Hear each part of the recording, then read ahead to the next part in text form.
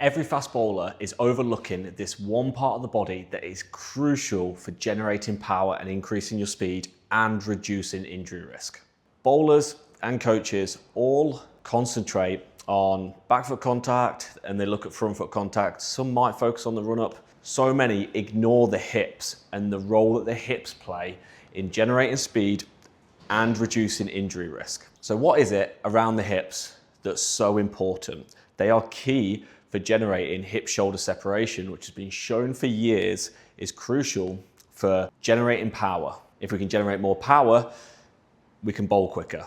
So that hip-shoulder separation that we're looking at with bowlers is when you hit front foot contact, the back hip starts to drive through whilst the upper body stays open. Here's the ability for the hips to drive forward or the hips to move without the shoulders moving.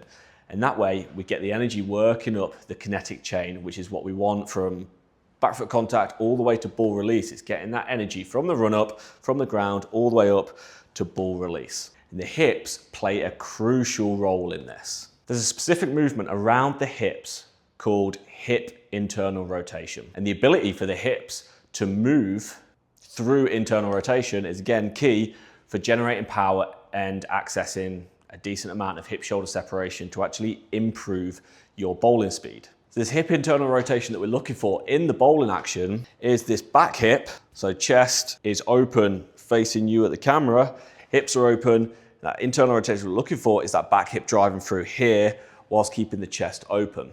That creates a ton of elastic tension through the midsection and allows you to snap through over that front leg. This can also be why having a strong front leg, not necessarily braced, but even a slightly bent front leg, but minimizing collapse, because that allows really strong drive of that back hip to come through and act against that front leg.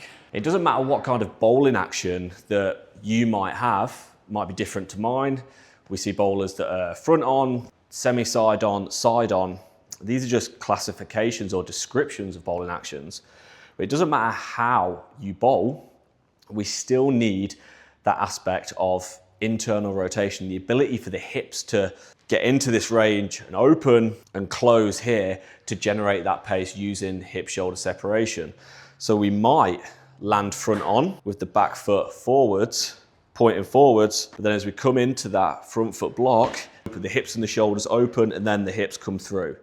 Okay, when we land semi-side on or side on, what we're getting here is we're already open with the hips. They're not having to sort of open together with the shoulders to then close.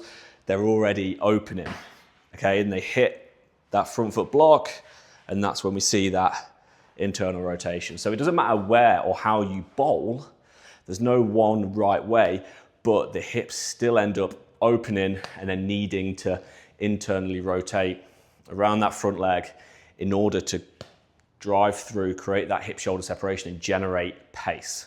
If we're not able to create that and the hips aren't able to internally rotate, it places a lot of stress on the lumbar spine and places more force and stress through the lumbar spine, potentially leading to injury through that area.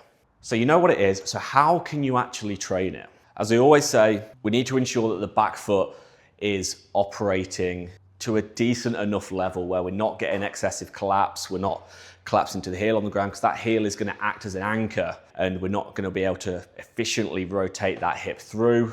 Let's say back foot contact is great, no issues there.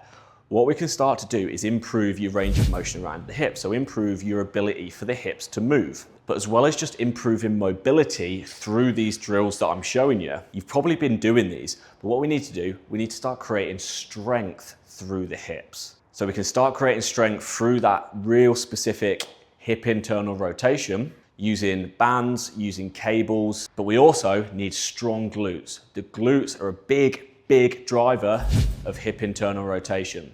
If they're weak, hip internal rotation is going to struggle, especially under such a fast, powerful movement as fast bowling. And then when it comes to integrating this into your bowling action, if your hips are now able to move through a larger range of motion and their glutes are stronger, naturally, you're going to start to see some improvement. But we can get really technical and implement certain aspects in your bowling specific sessions that create this feel in your bowling action where we know it's working, and to get greater change and access this newfound range of motion and strength and power through the hips.